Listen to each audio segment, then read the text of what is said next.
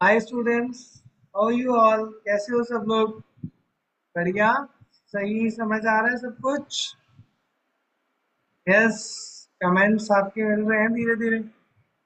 मैं ट्राई कि मैं सारे कमेंट्स सारी क्वारीज को रिजॉल्व करने की कोशिश करूँ, राइट?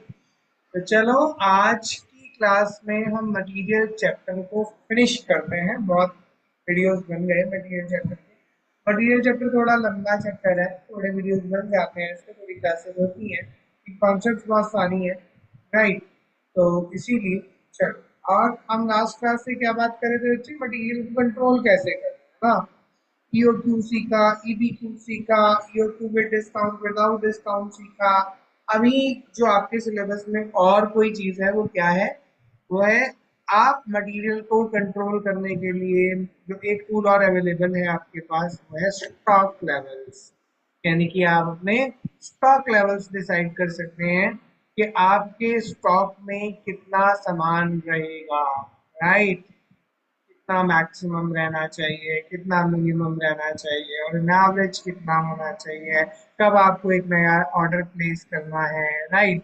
तो ये जो है एग्जैक्टली बहुत सारी चीजें होती हैं, टूल्स होते हैं जो स्टोर कीपर को बड़ा काम देते हैं स्टॉक मैनेज करने के लिए, कि भाई तो मैक्सिमम लिमिट पर पहुंच गया है और नहीं खरीदना, मिनिमम लिमिट पर रीच हो गया है, अब हमें नया खरीद लेना चाहिए, right? So there are so many things जिसकी मदद से स्टॉक को हम कंट्रोल लेवल्स की मदद से कर सकते हैं, राइट? चलिए स्टार्ट करते हैं आज का वीडियो। बचे कुछ टॉपिक्स और मटेरियल चैप्टर को फिनिश करते हैं। पहले मैं आपके साथ स्क्रीन शेयर करूं और उसके बाद फिर हम फॉर्मली इसको स्टार्ट करें, राइट? तो hopefully my screen is being shared now with everyone. सभी को दिख रहा है स्टॉक लेवल? जैसा यहाँ भी स्टार मार्क लगा रखा है, इम्पोर्टेंट कॉन्सेप्ट है, पेपर में आने वाली कॉन्सेप्ट है, तो ध्यान से पढ़ेंगे। मुश्किल बिल्कुल नहीं है। मैं हमेशा कहता हूँ, ऑलवेज से, कि nothing is like difficult in this, you can say, chapter, in this whole subject, management accounting, but it is a little bit lengthier subject जो हमारे पास है नॉलेज लेवल का, relatively new subject. That is why sometimes it becomes difficult to tackle with the subject, right? But it is not difficult at all. और ये एक बहुत base foundation create करता है आपके लिए आगे के बहुत सारे सब्जेक्ट्स, राइट? तो चलिए स्टार्ट करते हैं। Stock levels. स्टॉक लेवल्स में हमारे पास आज क्या है? स्टॉक लेवल्स का पहला लेवल, दिस रीऑर्डर लेवल। जैसे इकोनॉमिक ऑर्डर क्वांटिटी हमें क्या बताता है? हमें कितना क्वांटिटी ऑफ गुड्स एक बारी में मंगाना चाहिए। This reorder level answers the question कि हमें कब कोई गुड्स मंगाना चाहिए, व्हेन इज टू ऑर्डर, कब मंगाना चाहिए, है ना?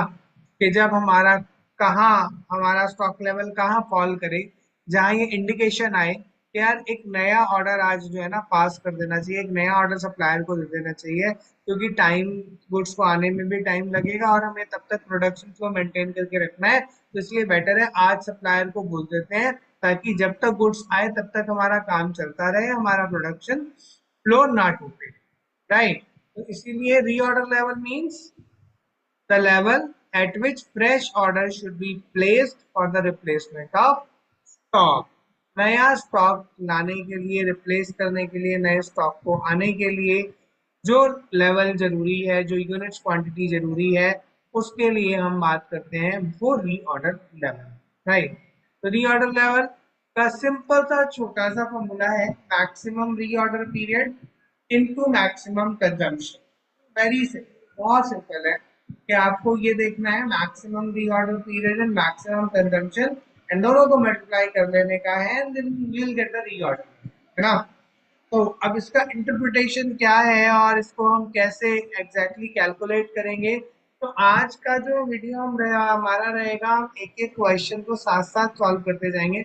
ऐसा नहीं मैं करूंगा कि मैं पूरी कॉन्सेप्ट एक बार ही पढ़ाऊंगा और फिर क्वेश्चन की तरफ मूव करें, ठीक है? क्योंकि छोटे छोटे क्वेश्चन हैं तो धीरे धीरे समझ में आता जाएगा। तो अभी जो है रीऑर्डर लेवल तक हमने पढ़ा, रीऑर्डर लेवल का फॉर्मूला समझा क्या होता है, और अब जो है हम इसका क्वेश्चन कर लेते हैं ताकि हमें ये समझ में और अच्छे से आ जाए। So I am now moving towards a question. अभी मैं जो है आपको अपना नोटपैड शेयर करूंगा। ठीक है, क्वेश्चन मैंने लिया है, नोटपैड पे ही है, एग्जाम किट में पे क्वेश्चन नहीं है क्योंकि एग्जाम किट में सारे क्वेश्चंस मैंने देखा अलग अलग थे कि किसी में कोई लेवल कंप्लीट करना था, किसी में कोई लेवल कंप्लीट करना था। दैट इज वाई मैंने एक क्वेश्चन स्टैंडर्ड बना दिया जिसमें सारे लेवल्स एक ही साथ कंप्लीट हो जाएं और आपको सारी चीजों का डिफरेंस समझ में आए। That is the whole idea behind it. क्या मैंने यहाँ पर ऐसे अलग अलग कर दिए, राइट? तो करें, राइट? तो यहाँ पर जो है आपका ये क्वेश्चन है, यू कैन सी हियर कि ना manufacturing company material is used as followers. maximum consumption, that means maximum consumption 12,000 units per week. इसका मतलब ये है कि हम एक वीक में 12,000 यूनिट से ज्यादा कभी कंज्यूम नहीं करेंगे। ये जो मटेरियल हमारे यहाँ यूज हो रहा है ये 12,000 यूनिट से ज्यादा कभी भी यूज नहीं होता। मैक्सिमम हम मैक्सिमम से मैक्सिमम एक वीक में 12,000 यूनिट यूज करते हैं। मिनिमम कंजम्पशन जो है 4,000 यूनिट्स पर वीक की है। 4,000 वीक पर यूनिट्स जो है हम हर वीक कंज्यूम कर देते हैं, इससे कम नहीं होता। 4,000 यूनिट्स तो एक वीक में कंज्यूम हो ही जाते हैं इस मटेरियल। और एवरेज कंज्यूमशन जो एग्जैक्टली मिनिमम और मैक्सिमम का एवरेज है, if you add 12 and 4,000 together and divide it by 2 then you will get 8,000। sometimes ये दिया होता है क्वेश्चन में, sometimes it is not given, so what you can do, you can just add maximum and minimum consumption together and divide them by 2, right? So you will get the average consumption, but here it is given 8,000 units per week, that is okay। ठीक है, then reorder quantity. Reorder quantity is like you can say is not exactly equivalent to economic order quantity. ठीक है, but similar to you can say economic order quantity। that means कि जब हम एक बारी order करते हैं तो इतने यूनिट्स एक बारी में ऑर्डर करते हैं, यानी कि हम 48,000 यूनिट्स एक बार में ऑर्डर करते हैं, है ना? It may either be a economic order quantity और may any other quantity. So economic order quantity is exactly a reorder quantity as basically, but all the reorder quantities are not cannot be set as an economic order quantity, है ना? So this is the basic difference between economic order quantity and the reorder quantity, right? तो ये बहुत basic सा difference है economic order quantity और reorder quantity में कि economic order quantity can be reorder quantity, वो हो सकती है, पर all reorder quantities can not be economic order, है ना? मतलब बात वही कह रहा है कि हम एक बार जो ऑर्डर करेंगे वो इतने यूनिट्स ऑर्डर करेंगे। अब वो इकोनॉमिकल है यानी कि सबसे कम कॉस्ट आ रही है, या इकोनॉमिकल नहीं है ये हम नहीं कह सकते, पर हम एक बार ही इतने यूनिट्स ऑर्डर करते हैं। तो जिस क्वेश्चन में क्रक्स किया है, अगर जिस क्वेश्चन में रीऑर्डर क्वांटिटी मिसिंग हो, क्योंकि रीऑर्डर क्वांटिटी हमें बहुत सारे फॉर्मूलेज में चाहिए होती है, अगर किसी क्वेश्चन में आपको रीऑर्डर क्वांटिटी मिसिंग हो तो इट इज एडवाइज कि आप इकोनॉमिक ऑर्डर क्वांटिटी को अज्यूम करें एज रीऑर्डर क्वांटिटी और इकोनॉमिक ऑर्डर क्वांटिटी पहले निकालें देन क्वेश्चन सॉल्व। ओके, अगर दी हुई है क्वेश्चन में तो वेल एंड गुड है, नहीं तो EOQ will become your reorder quantity, right?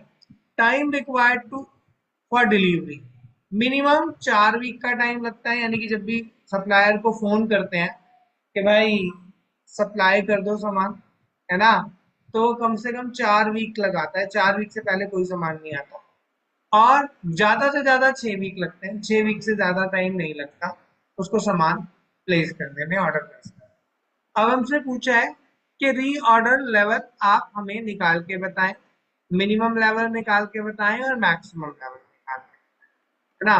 So what is री ऑर्डर लेवल? री ऑर्डर लेवल जिस टाइम पर हमें एक नया ऑर्डर प्लेस करना चाहिए, राइट? इसका फॉर्मूला भी हमने डिस्कस किया, मैक्सिमम कंजम्पशन। ठीक है, तो यहाँ पर maximum consumption is given in the question कि हम मैक्सिमम से मैक्सिमम 12,000 यूनिट से ज्यादा कंज्यूम नहीं करते हैं, तो 12,000 यूनिट्स आप यहाँ लिख सकते हैं, राइट?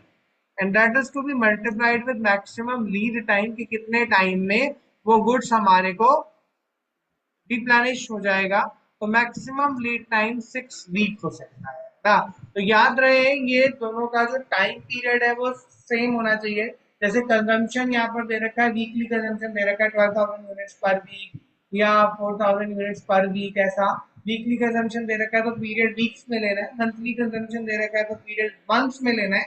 और अगर डेली कंजम्पशन दे रखा है तो आपको पीरियड ध्यान रहे डेज में लेना है। वैसे तो क्वेश्चन में सिमिलैरिटी को मेंटेन करके रखते हैं, पर जस्ट इन केस अगर किसी क्वेश्चन में ऐसी सिमिलैरिटी नहीं है तो फॉर्मूले में पीरियड और कंजम्पशन का जो मेजर है वो सेम होना चाहिए, either it be in weeks days और मंथ्स, चलेगा लेकिन सेम है, राइट।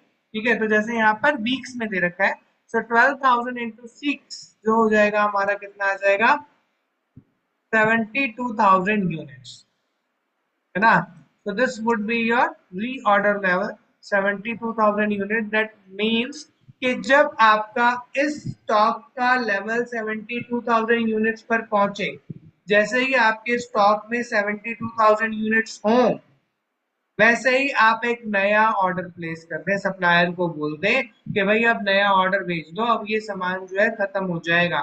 हमने इसमें दो चीजें इन्वॉल्व करी हैं, क्योंकि हम ये चाहते हैं कि जब तक सामान ना आए, मैं I am just talking about the concept, कि हम ये चाहते हैं कि जब तक सामान ना आए तब तक हमारा काम चलता रहे, काम रुके नहीं, है ना।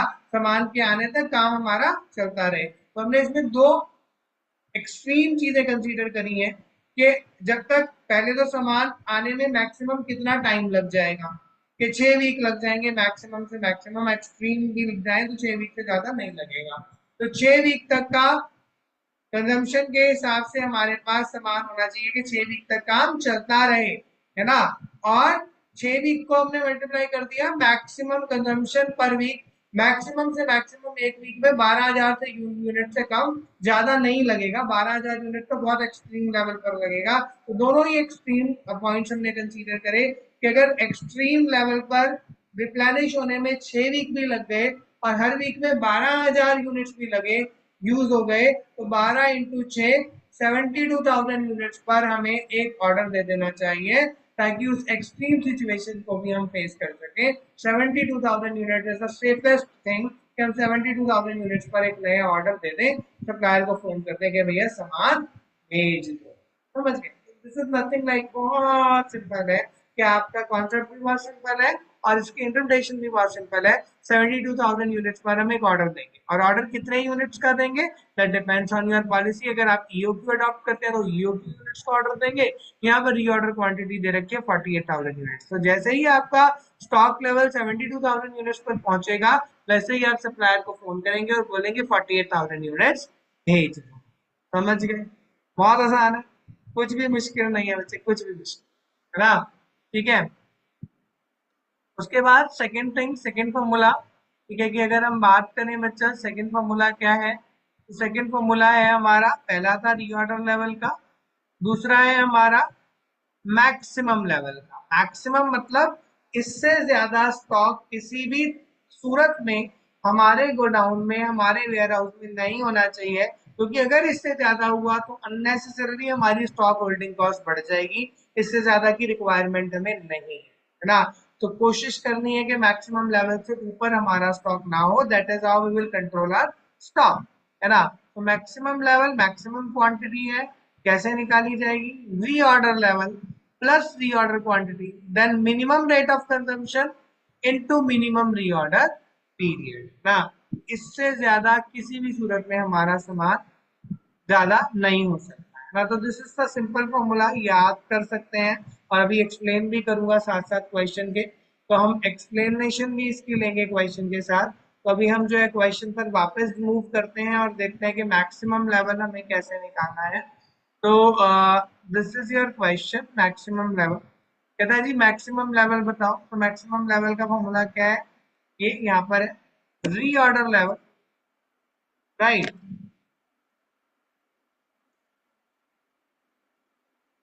रीऑर्डर लेवल, अभी हमने रीऑर्डर लेवल निकाल लिया 72,000 यूनिट्स का, पहले मैं निकाल के दिखाऊंगा। Reorder quantity that is 48,000 units, है ना, minus minimum consumption is given कि मेरी 4,000 यूनिट से कम की कंजम्पशन तो नहीं होती है, राइट। तो 4,000 units minimum consumption into minimum lead time,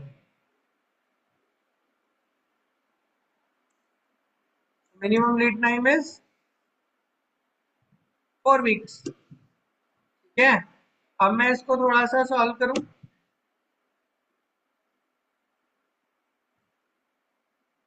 this will become 72 plus 48. How much?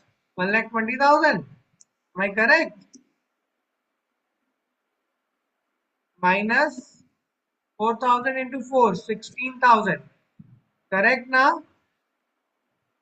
And then it will become how much? कौन बता रहा है भाई? सर वीडियो में कैसे बताया है? 12 माइनस 16, 1,04,000 यूनिट्स। मतलब किसी भी टाइम इस स्टॉक का लेवल 1,04,000 यूनिट से ज्यादा नहीं होना चाहिए। बहुत ही सिंपल है, कुछ भी नहीं है इसमें। So what does it tell?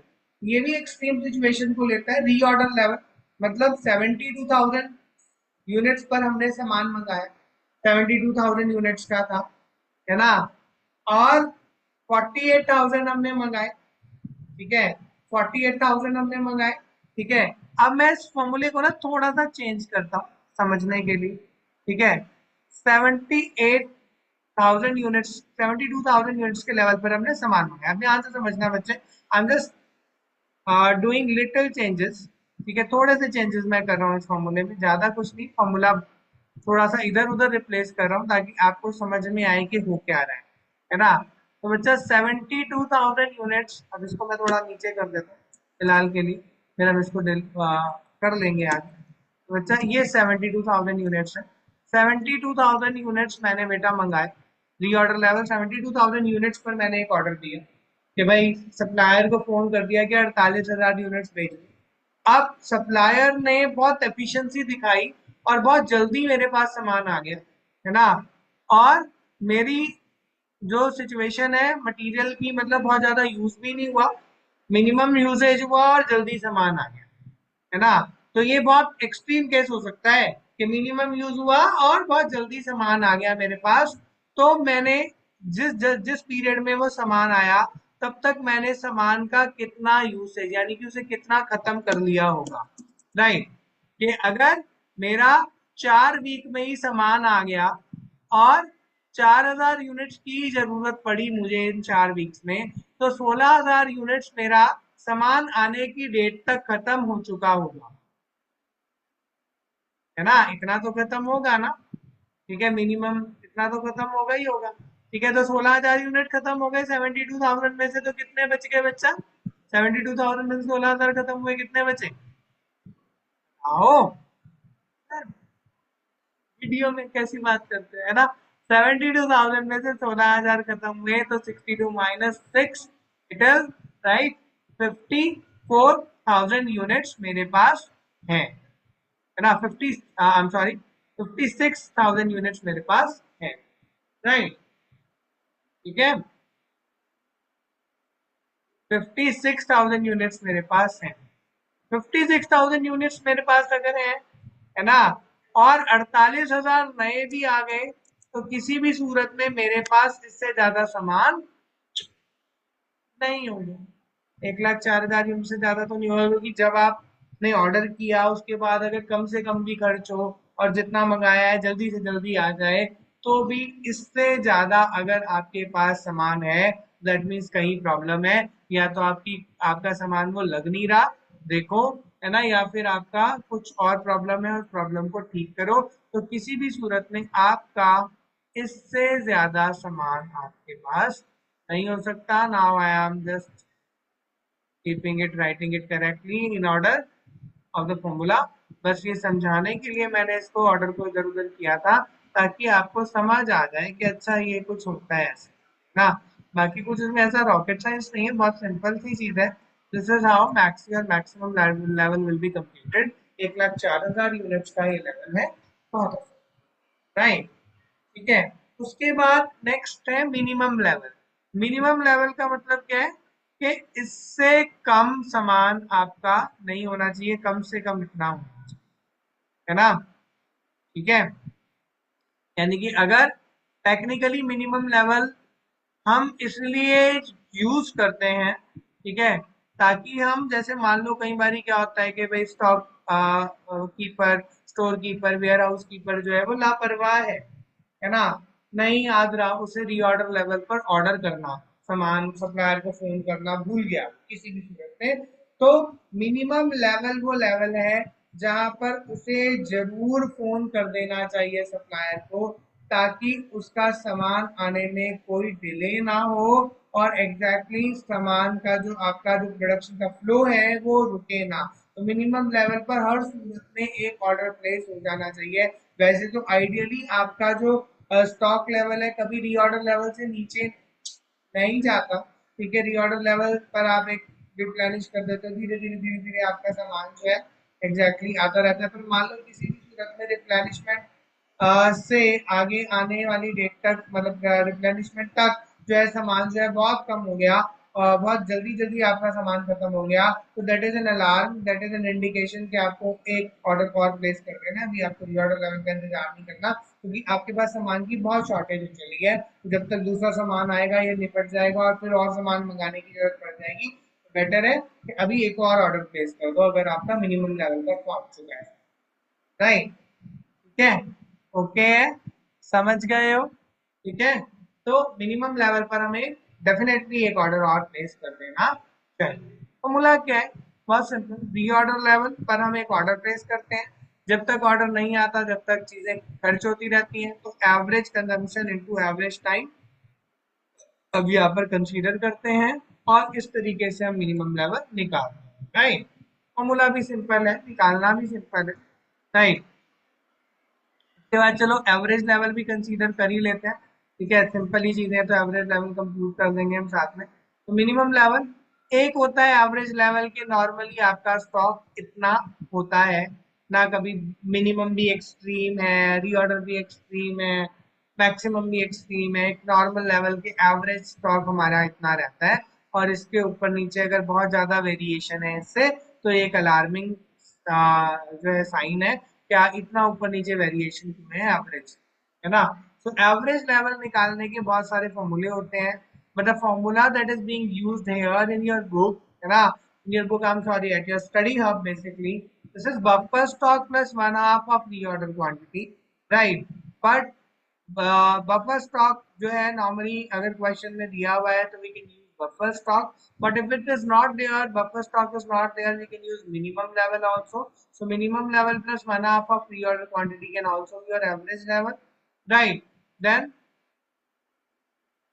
तीसरा फॉर्मूला भी है maximum level plus minimum level divided by two, that can also be used where nothing is given about, like the information is missing about the first two formulas, then we can use this third formulas as well, but this is not being used regularly here in your ACCA syllabus। ACCA में जो है ना आपका ज्यादातर second formula use है ना, second वाला, that is minimum level plus one half of reorder quantity. ज्यादातर ये फॉर्मूला वो यूज करते हैं to calculate your average level. Why? क्योंकि एवरेज लेवल यही है कि रीऑर्डर मिनिमम लेवल पर के ऊपर आपने एक नया ऑर्डर प्लेस किया और रीऑर्डर क्वांटिटी रिप्लेस हुई, तो ऑब्वियसली धीरे धीरे धीरे धीरे करके खत्म हो रही है, तो एवरेज आपका इसी के अराउंड रहता है, minimum plus one half of reorder quantity. अच्छा, एक और फॉर्मूला भी होता है maximum minus one half of the order quantity that I have not written here। ठीक है, you can use that formula also, but ACCA में सिर्फ आपका सेकंड वाला formula they are regularly using, ठीक है, for calculating average level, that is minimum plus one half of reorder quantity ना। तो इसीलिए कंफ्यूजन ना बढ़ाने के लिए मैंने एक फॉर्मूला नहीं लिखा है ना। ओके, तो this is how your average level will be computed. बहुत इजी है लेवल्स को कंप्यूट करना और इम्पोर्टेंट भी है। राइट, तो यहाँ हम अगर लेवल्स की कैलकुलेशन कर रहे हैं, वापस से शीट पर जाते हैं। If you are required to calculate the minimum level, तो कैसे करेंगे मिनिमम लेवल कंप्यूट बच्चे? रीऑर्डर लेवल आप निकाल चुके हैं 72,000 यूनिट्स का।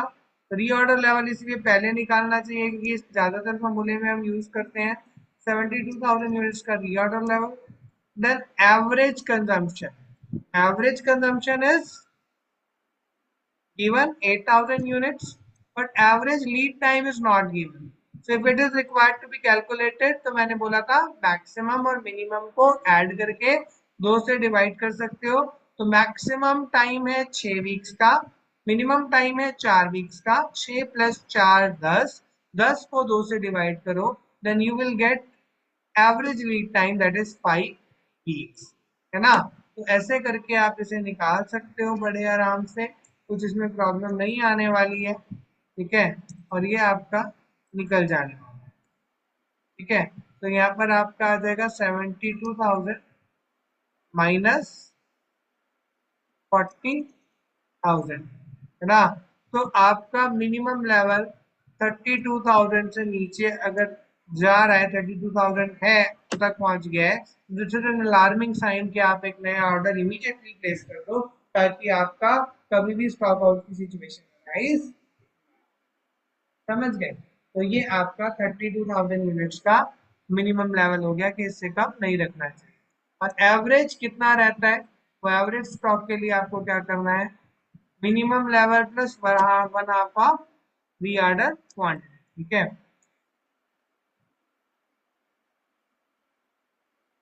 मिनिमम लेवल कितना आपने निकाला है, 32,000, राइट।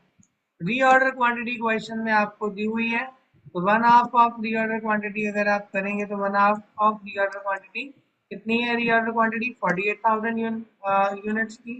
अगर आप करेंगे तो this will become 24,000 units, and 32 प्लस 24 how much it will be, 56,000 units का आपका एवरेज लेवल आएगा। This is how this is to be computed. इतना लगभग एवरेज उन्होंने एवरेज आपका स्टॉक रहता है। इससे अगर बहुत मेजर डेविएशन है, ऊपर नीचे है, तो this is an alarming sign कि आपको देखना चाहिए कि एवरेज के आसपास क्यों नहीं, राइट। तो this is how your levels are being computed. बहुत इजी है, चार ही लेवल्स आपके सिलेबस में, और चारों के फॉर्मूले सराउंड कैलकुलेशन मैंने यहाँ आपको करके बता दिया है। होपफुली समझ में आ गया होगा, लेकिन अगर अभी भी नहीं आए तो आप पूछ सकते हैं, जैसा कि मैं हर बार बोलता हूँ, कमेंट सेक्शन में कमेंट डाल करके आप पूछ, राइट। तो ये इस तरीके से आपके लेवल्स निकलते हैं। अभी हम मूव करते हैं कुछ और टॉपिक्स पर, जो बेसिकली थ्योरी के टॉपिक्स हैं। तो बहुत ज़्यादा नहीं है, थ्योरी के टॉपिक्स ही हमारे थोड़े बहुत बचे हैं, तो उनको फटाफट से निपटाते हैं, जल्दी से निपटाते हैं और चैप्टर को खत्म करते हैं। जिसमें से एक चैप्टर जो है, हम टॉपिक ऑलरेडी मैं बता चुका हूँ, that is stock out and buffer stock. Buffer stock तो मैंने बता दिया कि रिजर्व स्टॉक होता है, और स्टॉक आउट वो सिचुएशन है जहां पर हमारे पास इन्वेंट्री नहीं है, खत्म हो गया सामान, खत्म हो गया, प्रोडक्शन हो गया, अब कोई प्रोडक्शन नहीं हो रहा क्योंकि सामान है ही नहीं करने के लिए। ठीक है, और स्टॉक आउट से क्या रिजल्ट निकल सकता है, क्या प्रॉब्लम हो सकती है, लॉसेस ऑफ सेल्स, कि भाई प्रोडक्शन नहीं हो रहा, तो कोई मेरे पास अगर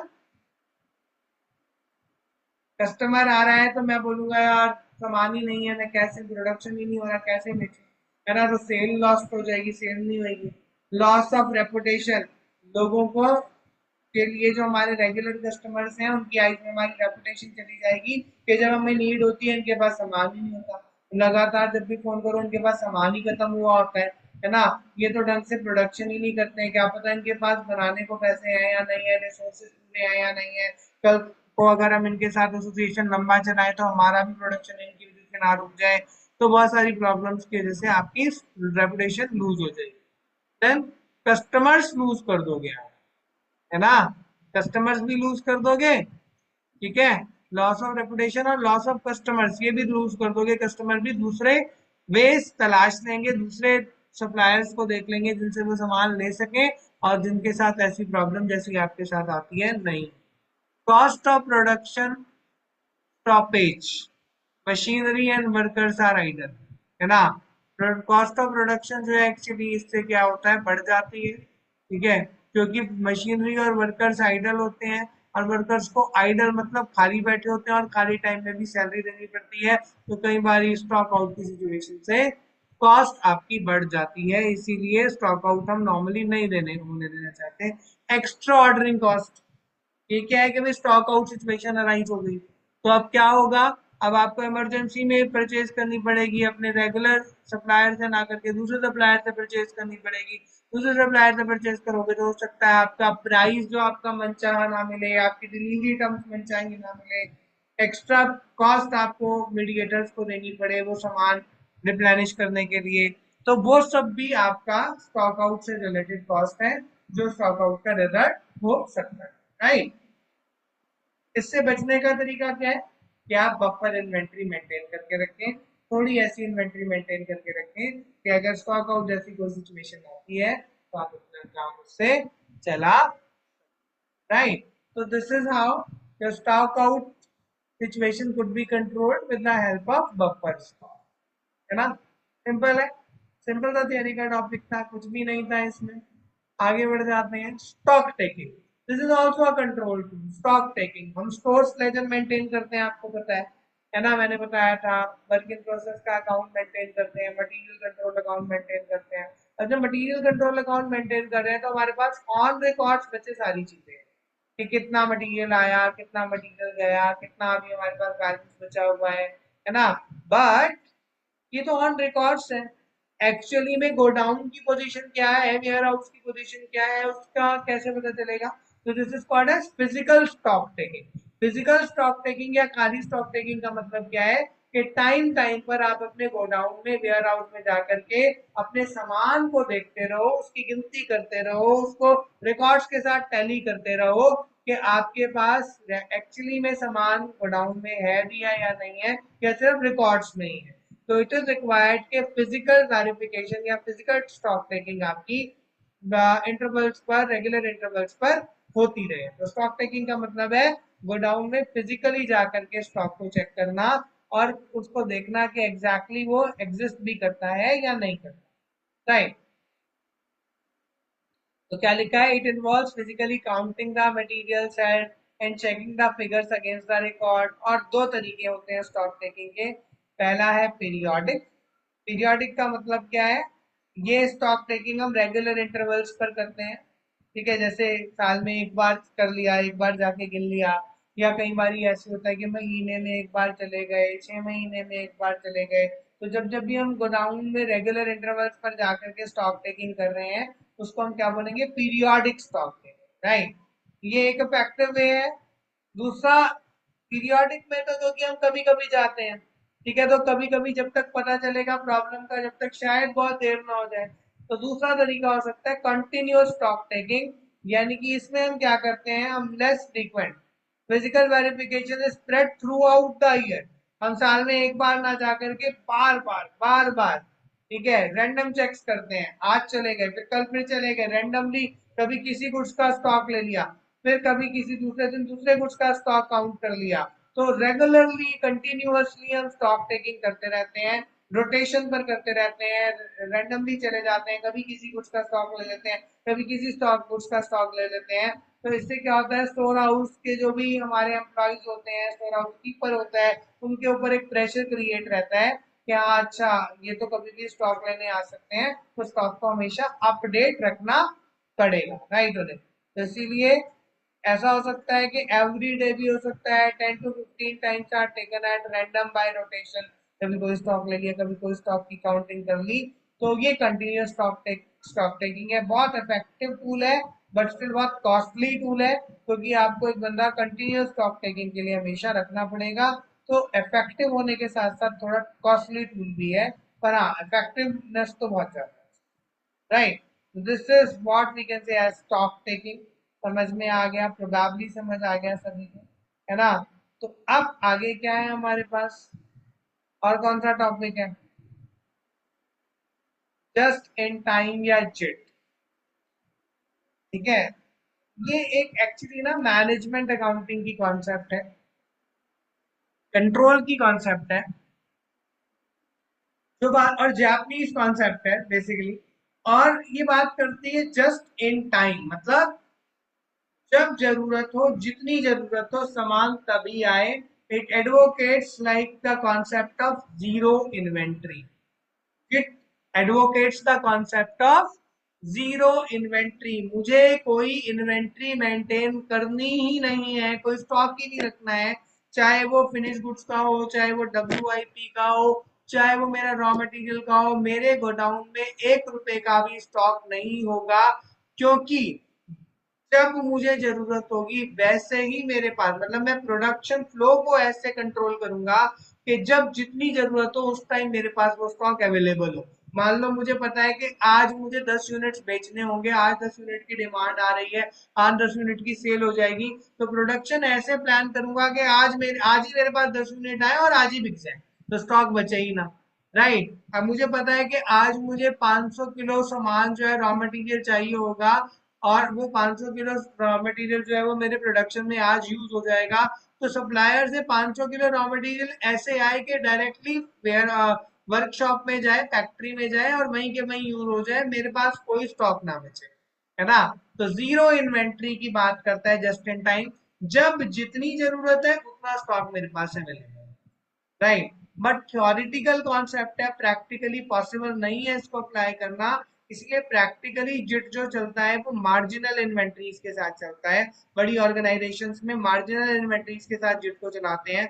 मार्जिनल का मतलब होता है keep as minimum as possible, inventory रखो पर जितनी कम हो सके आप उतनी रखो, मार्जिनल इन्वेंट्री। थोड़ी बहुत इन्वेंट्री के साथ आप काम कर सकते हैं, क्योंकि सिचुएशन इतना इफेक्टिवनेस कभी नहीं आ सकती कि एज एंड व्हेन रिक्वायर्ड मेरे पास उतना सामान एग्जैक्टली हो, है ना। तो मार्जिनल इन्वेंट्री के साथ बुकिश अगर वर्जन में जाओगे तो वो बोलेगा जीरो इन्वेंट्री, राइट।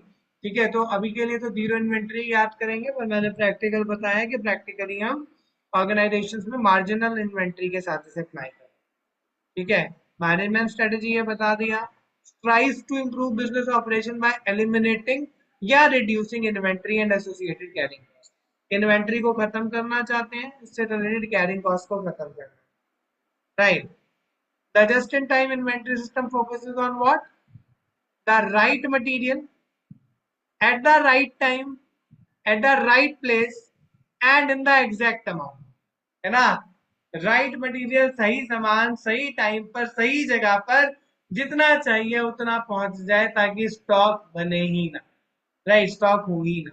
ठीक है, उसके बाद without safety net of inventory, यानी कि इन्वेंट्री की जरूरत पड़े ही ना, राइट। तो ये जितकी फिलॉसफी है ये कहती है, राइट। एडवांटेजेस क्या है जिट की, और जिट के साथ हमें प्रॉब्लम्स क्या हो सकती है, right. What are the advantages of JIT? Increased emphasis on supplier relationship. यहाँ हम एम्फेसिस किस पर देते हैं, क्योंकि भाई अगर मुझे सामान उसी टाइम चाहिए जिस टाइम मुझे प्रोडक्शन में यूज करना है, तो सप्लायर के साथ रिलेशनशिप कैसी होनी चाहिए, बहुत ही अच्छी। उसके साथ बॉन्डिंग कैसी होनी चाहिए, बहुत ही अच्छी। अंडरस्टैंडिंग कैसी होनी चाहिए, बहुत ही अच्छी, ताकि सप्लायर समझ जाए और सप्लायर उस टाइम जितना टाइम पर हमें सामान की जरूरत है उसी time direct delivery warehouse की जगह फैक्ट्री में, वर्कशॉप में ही कर दे। तो इसके लिए बहुत इम्फेसिस दिया जाता है, एम्फेसाइज किया जाता है किसको, सप्लायर रिलेशनशिप को। तो इसकी वजह से जिट फिलॉसफी लगाने की वजह से सप्लायर्स के साथ हमारे रिलेशंस बहुत सुधर जाते हैं। इसीलिए ये किसकी एडवांटेज गिनी जा सकती है। दूसरी एडवांटेज क्या है, supply is synchronised with production demand. Supply और प्रोडक्ट डिमांड जो है वो सिंक्रोनाइज्ड वे में काम करती हैं। जितना प्रोडक्ट, जितनी सप्लाई होगी या जितनी डिमांड होगी उतनी ही हम सप्लाई करेंगे, उससे ज्यादा ना हम खरीदेंगे ना हम बनाएंगे, और एग्जैक्टली हम इन्वेंट्री को खत्म करेंगे, राइट। तो सिंक्रोनाइज्ड मैनर में सप्लाई और डिमांड काम करेंगी। Reduces the working capital requirement. Inventory नहीं होगी तो इन्वेंट्री में इन्वेस्टमेंट नहीं होगी, और इन्वेस्टमेंट नहीं होगी तो उतनी वर्किंग कैपिटल की रिक्वायरमेंट रिड्यूस हो जाएगी, राइट। उसके बाद minimises storage space. Obvious reason है ना, इन्वेंट्री नहीं होगी तो स्टोरेज स्पेस क्यों जरूरी है। Reduces the choice of inventory, chance of inventory obsolescence और डैमेज। ये भी नहीं होगा, जब होगी ही नहीं तो ऑब्सोलीट होने का क्या प्रॉब्लम है, या क्या जो है सिनेरियो है, या क्या प्रोबेबिलिटी होगी ही नहीं, या डैमेज या खराब हो जाने की प्रोबेबिलिटी भी नहीं होगी क्योंकि इन्वेंट्री नहीं, राइट। तो these are certain advantages of JIT. JIT के साथ प्रॉब्लम्स क्या क्या है बच्चे? बहुत प्रिडिक्टेबल डिमांड और फ्लेक्सिबल सप्लायर चाहिए। मुझे एग्जैक्टली बताओ आज मुझे इतना चाहिए, और सप्लायर भी एग्जैक्टली उतना सामान, इतना फ्लेक्सिबल है, उतना सामान देने के लिए मुझे रेडी है उसी टाइम, है ना। जो कि थोड़ा मुश्किल है, बहुत थ्योरेटिकल लगता है कि मेरा बहुत प्रेडिक्टेबल डिमांड हो और सप्लायर बहुत फ्लेक्सिबल हो। थोड़ा मुश्किल है, डिफिकल्ट है ऐसा होना। तो इसीलिए ये प्रॉब्लम है जिसके साथ। प्रोडक्शन में got disrupted due to stock outs. ये एक प्रॉब्लम है, अगर जिस फिलॉसफी ढंग से काम ना करे तो बार बार रेगुलर स्टॉक आउट्स होंगे और प्रोडक्शन डिसरप्ट हो जाएगा, प्रोडक्शन में प्रॉब्लम रहेगा, राइट। तो this is what recover under JIT. बहुत ही सिंपल सी जो है एग्जैक्टली एक कॉन्सेप्ट है, छोटू सा टॉपिक है अभी के लिए। पीएम में बहुत डिटेल में ये आएगा, फिर पीएम में हम बात करेंगे दोबारा इसके बारे में। अभी तो इंट्रोडक्शन सॉर्ट ऑफ इसका दिया कि अच्छा जेट कुछ होता है, समझ जाओ, बस इतना इंट्रोडक्शन के लिए काफी इन्होंने आपको सिलेबस में दिया है, राइट। उसके बाद लास्ट चीज है कुछ एडिशनल एग्जांपल्स कंट्रोल के लिए कि इस दौरान हम क्या कर सकते हैं, ठीक है। दिस इज कोई थ्योरी, कोई कॉन्सेप्ट नहीं है, कुछ नहीं है, बस कुछ एग्जांपल्स डाले हैं कि अगर ऐसी सिचुएशन अराइज हो तो आप कंट्रोल कैसे करेंगे, तो बस यही है। और ये लास्ट की स्लाइड है, इसके बाद इस चैप्टर में और कुछ हमारे लिए बचेगा, राइट। तो क्या है, कुछ डिस्क्रिपेंसी यानी कि अगर कोई प्रॉब्लम आई तो हम उसको कंट्रोल कैसे करेंगे, डिस्क्रिपेंसी एंड कंट्रोल। जैसे यहाँ पर अगर देखें तो पहली डिस्क्रिपेंसी क्या आ रही है, goods deliver differs from delivery note. जो गुड्स डिलीवर हुआ, सप्लायर ने जो गुड्स डिलीवर किया, वो डिलीवरी नोट के डिस्क्रिप्शन से अलग है। डिस्क्रिप्शन कुछ और है और डिलीवरी नोट में कुछ और लिख रखा है और हमें भेजा अलग है ना।